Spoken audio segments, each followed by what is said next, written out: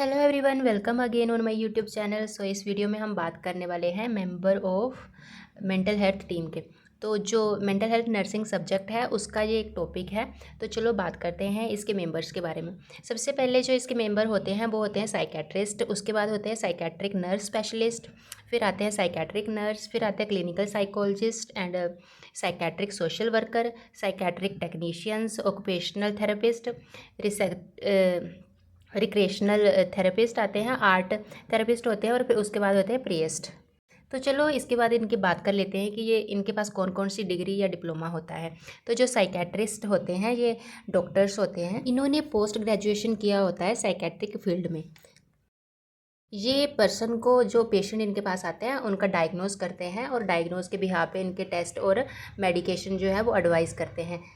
इसके अलावा पेशेंट को डायग्नोज के हिसाब से कौन सी थेरेपी की ज़रूरत है वो भी यही एडवाइस करते हैं। उसके बाद बात करते हैं साइकेट्रिक नर्स स्पेशलिस्ट की।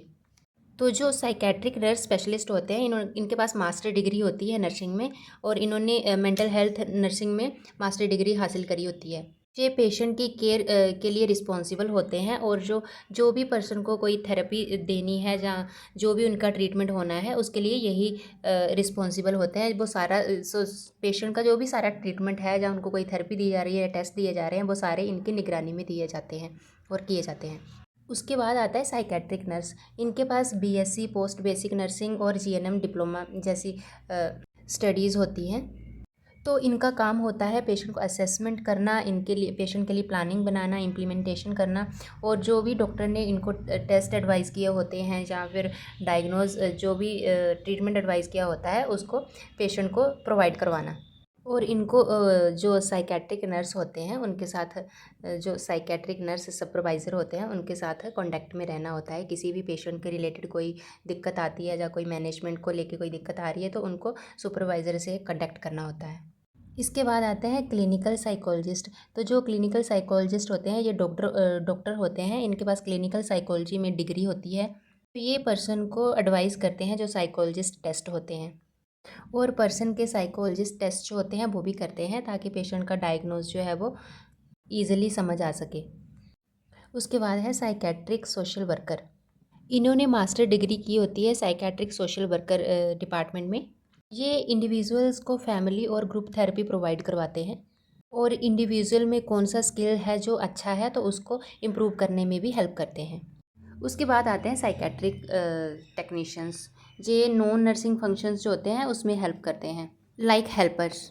उसके बाद है ऑक्यूपेशनल थेरेपिस्ट। तो इनके पास मास्टर और डिग्री होती है, ग्रेजुएट डिग्री होती है इन ऑक्यूपेशनल थेरेपी में डिपार्टमेंट में। ये साइकेट्रिक डिपार्टमेंट में एक स्पेशल रोल प्ले करते हैं।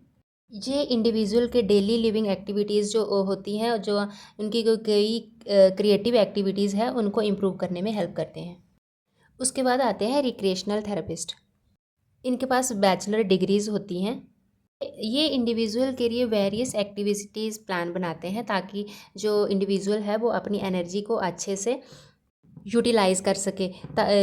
लाइक उसके लिए कोई गेम प्लान करेंगे या कोई गार्डनिंग, जॉगिंग या स्विमिंग, कुछ ऐसी प्लानिंग करेंगे जहाँ वो अपनी एनर्जी को यूज़ कर सके। उसके बाद आते हैं आर्ट थेरेपिस्ट। इन्होंने ग्रेजुएशन की होती है आर्ट थेरेपी में। ये क्लाइंट की क्रिएटिव एबिलिटी जो होती है उसको एनकरेज करते हैं।